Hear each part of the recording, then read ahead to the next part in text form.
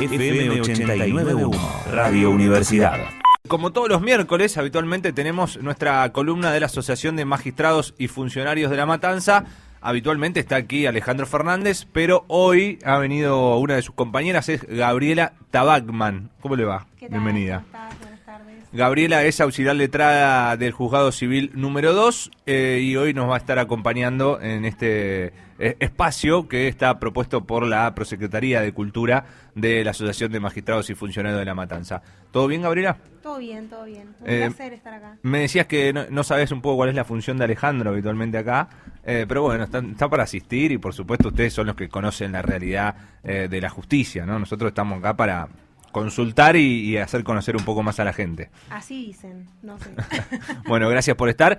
Y no ha venido sola, como lo hace también Alejandro, nos trajo a la doctora Analía Verónica Snyder. ¿Está bien? Exactamente, sí. Bueno, ella es auxiliar letrada del Juzgado Civil número 4 y vamos a tratar un tema que, bueno, en su momento cuando se debatió la legislación, por ejemplo, estuvo muy en boga y como hacemos los medios, ¿no? Vamos semanas que se está hablando de un tema, vamos por ahí, pero es bueno también llegar a comprender cabalmente de qué se trata para todos aquellos que están en situación de alquiler, ¿no? Una situación que muchos tal vez no quisieran vivir, pero que es la realidad de muchísimos argentinos y argentinas. Bueno, Analía, no sé por dónde querés que comencemos. Te pido que nos hagas una introducción un poco de lo que se trata básicamente los contratos de alquileres y en qué situación estamos en este momento. Bueno, muy bien. Antes que nada, gracias por haberme invitado. Gracias, a vos.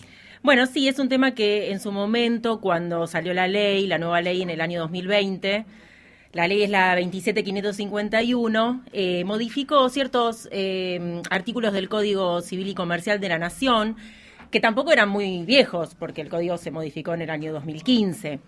Pero que entiendo que lo que se intentó hacer con esta modificación, con esta nueva ley de alquileres, es otorgar al inquilino una especie de mayor paridad con el locador. Generalmente el locador es la parte fuerte del contrato de locación, porque es el que pone más las reglas, las normas, en qué se va a basar el contrato, y el inquilino siempre tiene que aceptar. ¿Por qué? Porque es el que está en un estado de necesidad, o sea, necesita alquilar una vivienda. Generalmente, cuando hablamos de vivienda, ¿no? Por ahí no tanto en lo comercial, pero cuando hablamos de vivienda pasa eso. Entonces, creo que en este sentido la nueva ley intenta darle mayores derechos al inquilino para poder negociar con el locador. Una de las cosas... O por lo menos era el espíritu de la ley. Sí, creo que es, y creo que si funciona, sería genial. O sea, obviamente si funciona en el sentido de que se cumpla con la letra de los contratos. Porque una cosa es lo que surge del contrato de locación y otra cosa es lo que después puede pasar en la realidad. Pero en sí, el contrato, cómo está plasmado en esta nueva normativa, lo que hace es darle mayores derechos al inquilino para poder estar más protegido a la hora de tener algún tipo de conflicto o en situaciones de inflación, en donde generalmente los alquileres suben estrepitosamente y bueno, se necesita acordar nuevamente las reglas para que la persona pueda seguir habitando. Uh-huh. Una de las cosas puntuales o más importantes que se modificaron fue el plazo. El plazo de locación hoy en día el mínimo es de 3 años. Hay excepciones que tienen que ver con con cuestiones que no tienen que ver con viviendas, sino con embajadas, para fines turísticos, pero bueno, para vivienda el plazo mínimo son de 3 años, antes era de 2. Ese plazo, o sea, esos 3 años, el monto del alquiler tiene que ser un monto único que se paga mensualmente, pero puede ser actualizado de acuerdo a las circunstancias de los vaivenes, ¿no?, de nuestra economía. Puede ser actualizado a través de un índice que tiene que publicar el Banco Central todos los meses para que puedan hacer esa modificación. Pero en principio tiene que ser un monto único por esos 3 años y bueno, siempre sujeto a renovación el contrato. Otra de las cuestiones para mí importantes que creo que se modificaron y que está muy buena tiene que ver con lo que puede el locador solicitarle al inquilino para ingresar a la propiedad, para ingresar a la vivienda. Lo que era conocido como la garantía. Es como no solamente la garantía, sino los pagos adelantados. Sí, la llave, la entrada. Exacto, bueno, la llave ya no se puede exigir. Está prohibido exigir el valor llave. Lo que sí puede hacer el locador es pedirle un mes anticipado, pero solo un mes. Generalmente se pedía un mes, pero muchos pedían 2 meses en algunos lados, en algunos sectores, algunas localidades se pedían 2 meses. Te hablo desde el lugar de que alguna vez fui inquilino. Pedían realmente lo que se les cantaba, discúlpenme el término, porque no es que es una situación, como vos decías, muy dispar entre el inquilino y el locador. O el localario. El locador. El locador, perfecto. El locador es el que da en alquiler. Es una situación muy desigual en la que muchas veces el ciudadano se ve desamparado a tener que pagar lo que le exige cualquier tipo de locura muchas veces, ¿no? Exacto. Bueno, lo que se intenta con esta modificación es limitar. Estamos hablando de la legislación, que continúa vigente esta legislación, ¿no? Sí, A pesar de que este año se había hablado de que se podía cancelar, que podría haber algún tipo de otra modificación, pero no. No, es la que continúa vigente. La ley es la 27.551, que tiene parte ley y parte modificación del Código Civil y Comercial. Hay cierta normativa modificada del código. Pero en este caso que sí, que se le pedía cualquier cosa, que es verdad, lo que se intenta es eso, decirle, bueno, a ver, ¿qué puede exigir el locador a la hora de iniciar un contrato de locación? Bueno, le puede exigir un mes adelantado, solo un mes, no más de eso, y puede exigirle también un depósito en garantía. Ese depósito en garantía tampoco puede ser superior al valor de un mes de alquiler. No puede ser más de eso. Puede ser menos, pero no puede ser más. Y ese depósito en garantía, que generalmente lo piden las personas que dan en alquiler sus propiedades, lo piden eventualmente por si existe algún tipo de destrozo en la propiedad, algo que cuando uno tiene que devolver la propiedad, la tiene que devolver en el mismo estado en que se la entregaron, con el uso, ¿no? Con el transcurso del tiempo y el uso, pero tiene que estar en un estado bueno de conservación como fue entregado. Ese depósito en garantía que antes, cuando se devolvía, si es que se devolvía, cuando se devolvía era lo mismo que se había puesto en valor, o sea, si se había puesto 10.000 pesos, se devolvían 10.000 pesos. Bueno, hoy en día lo que dice la ley es que se tiene que devolver el mismo valor, pero del último mes del contrato de locación. Si uno comienza pagando 10.000 pesos, pero termina la relación contractual pagando 30.000 pesos, entonces ese depósito en garantía, si era igual al primer mes de alquiler, va a valer lo que valía el último, 30.000 pesos. O la proporción si fuese menor. Por ejemplo, si se paga 80% del primer mes, se paga el 80%, o sea, se devuelve el 80% del último mes. O sea, también se actualiza ese valor que se devuelve. Mira, ese es un detalle interesante, no lo sabía porque realmente pierde mucho el depósito que vos haces en un principio a los 2 o 3 años de contrato. Con la inflación que se maneja en la República Argentina, obviamente pierde ese valor. Claro, por supuesto. Tremendo. Ahora, estamos en la columna de Asociación de Magistrados y Funcionarios de La Matanza, lo que es también la expresión que tenemos acá en la radio de la justicia. Y más allá de lo que dice la legislación, que es lo que vos nos estás contando y que también lo hemos podido contar en varias oportunidades, hasta charlando con los legisladores, también es interesante ver qué es lo que pasa con el cumplimiento de este tipo de contratos y si es que la justicia tiene alguna injerencia cuando existe algo que no se corresponda con la ley de alquileres. Me refiero a que te cobren de más al entrar, a que no suceda esto, que el depósito sea devuelto con la remuneración del final del contrato, o los aumentos, ¿no? Que estén por encima el ajuste que es el que regulariza el Banco Central. ¿Llegan esos reclamos a la justicia? En ese caso, ¿qué es lo que se puede hacer? Bueno, hoy en día todavía no hay demasiados reclamos porque la ley es muy nueva y porque si bien, los contratos, de hecho, tiene algunas vigencias que empezaron a correr a partir del año pasado, el 2021. Por ejemplo, el contrato de locación hoy en día es obligatorio que esté registrado en AFIP. El locador tiene Claro. la obligación de registrarlo en la AFIP, entonces, e incluso el inquilino también puede hacerlo, y el AFIP, o sea, AFIP obviamente tiene su derecho de contralor, o sea, puede controlar que el contrato esté realizado conforme la ley. De lo contrario, puede hacer determinadas observaciones, lo mismo que en la justicia. En la justicia, cuando se inicia un proceso de desalojo o de ejecución de alquileres, o sea, por la falta de pago, también lo dice la ley, la justicia tiene que avisar a AFIP, tiene que notificarle a AFIP que que ese contrato, la existencia de ese contrato, para que en su caso la AFIP tome la intervención que corresponda en el proceso. Siempre que un contrato no cumpla con las condiciones que establece la ley, normalmente lo que no está cumpliendo, o sea, el artículo, o sea, la parte que no cumpla con la ley, generalmente son declarados nulos en la justicia, porque no corresponde, porque no pueden.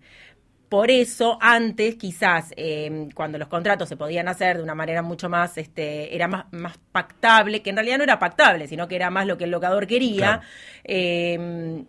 había, ¿no?, cierta reticencia del inquilino, porque decía, bueno, yo no puedo decidir nada, yo tengo que firmar y tengo la necesidad de vivir en algún lado, bueno, todo lo que me exige lo doy, y después por ahí no podía cumplir, porque quizás después no podía cumplir con eso. Bueno, cualquier norma que no se cumpla, si el contrato llega a la justicia, bueno, esa norma puede ser declarada nula, entonces no se va a poder ejecutar, o sea, no se va a poder, por ejemplo, si no se utilizó el índice correcto, entonces se va a utilizar en la justicia el índice correcto, se va a correr de lado el que no corresponde. Eso también creo que lo puede hacer la AFIP, por eso entiendo que ahora se hacen estas, se les tiene que avisar la existencia de los contratos para también hacer este control. Claro, porque mucho lo que sucede, o por lo menos acá hemos tenido también algunas expresiones en ese sentido, es decir, no sé, que ha sucedido durante la pandemia, ¿no? Le quise, alquilo por inmobiliaria, le quise hacer una transferencia y me dijeron que no, que lo tengo que pagar en efectivo, llevarlo. Bueno, eso ahí tiene que ver también con si está declarado o no el inmueble y en qué sentido uno tiene la posibilidad de que sea todo legal. No sé si... Bueno, eso también, la ley también contempla, esta nueva ley, que el locador no puede negarse a recibir el pago. No tiene, o sea, así lo dice, no puede negarse a recibir el pago. Si se negase, porque bueno, la ley puede decir, bueno, no te niegues, pero si se niega igual, lo que ocurre es que puede ir el inquilino y consignar la plata judicialmente y es libre de gastos. O sea, eso quiere decir que todo lo que es las costas judiciales van a correr por parte del locador. No puede negarse a recibirlo. Entonces, por eso... cuando comencé dije, bueno, la realidad es que se está tratando o se intenta con esta nueva ley, con estas nuevas reglas, se intenta equiparar, ¿no?, a la parte débil del contrato, que es el inquilino, al locador. Siempre igual va a seguir teniendo un poco más de fuerza el locador, pero creo que con algunas reglas, ¿no?, puede equipararse un poquito. Se le tiene que recibir la plata, queda bien en claro también quiénes se hacen cargo de las expensas comunes el inquilino, las expensas extraordinarias las tiene que pagar el locador, no puede pactarse lo contrario, salvo hay una mínima excepción que tiene que ver con alguna expensa extraordinaria que sea en beneficio del inquilino, en el sentido de que sea como un uso cotidiano de lo que se pague por esa expensa extraordinaria. Tampoco, también el inquilino puede, con esta reforma, ofrecerle al locador dos garantías. La ley habla de varias garantías: título de propiedad, aval bancario, seguro de caución, garantía de fianza o fiador, que es generalmente una tercera persona, o una garantía personal como es el sueldo, ¿no?, de cada uno, o sea, es una pareja de ambos. De todas esas garantías le tiene que ofrecer dos al locador y el locador tiene que aceptar una de ellas. No puede exigirle la que él quiere. Normalmente el locador, ¿qué pedía? Una garantía de otro inmueble. De otro inmueble. Sí. Y si uno tuviese garantía de inmueble, generalmente por ahí no estaría tratando de Siempre era de un alquilar. compromiso para una tercera persona, ¿no? Claro, siempre hay ahí ir a buscar, complicado, difícil, había gente que vendía garantías truchas, Claro. Entonces bueno, acá lo que le dice la ley es al locador, bueno, tenés que aceptar, o sea, todas estas garantías son posibles y vos tenés que aceptar 2. Ahora, si esto en la realidad sucede, si esto en la realidad no va una persona, quiero alquilar esto, y el locador dice, bueno, pero mira que yo solo te acepto esto, no lo sabemos. Porque eso Sí, es lo muy... sabemos, seguramente suceda, pero es como todas las leyes, digo, el tema es, una vez que están sancionadas, el tema es que después se cumplan, ¿no? Que se reglamenten y que se cumplan. Estamos con Analía Verónica Schneider, auxiliar letrada civil del juzgado número 4, charlando sobre el contrato de alquileres. Está también con nosotros Gabriela Tabacman, auxiliar letrada del juzgado civil número 2. Gabriela, si querés hacer alguna intervención o algo que yo no esté preguntando, sos bienvenida. Ahora, preguntarle también a Analía, no sé si te corresponde dar algún tipo de apreciación, pero para vos ¿es correcta la ley, digo, o hay algo que se escapa, o hay, digo, en todo el debate también que se dio durante este año, que se podría haber hecho algún tipo de modificación, que de hecho está en debate todavía, a ver si puede haber algún otro cambio? No, bueno, en realidad como operadora jurídica quizás me corresponde una apreciación personal, pero yo creo que de lo que había a lo que hay es mejor. Creo también que por ahí sucede que el contrato de alquiler es un contrato privado, en donde la injerencia del Estado, como decimos, puede decir que el colocador no acepte tales y tales garantías, pero la verdad que en la realidad, o sea, en donde sucede, no lo sabemos.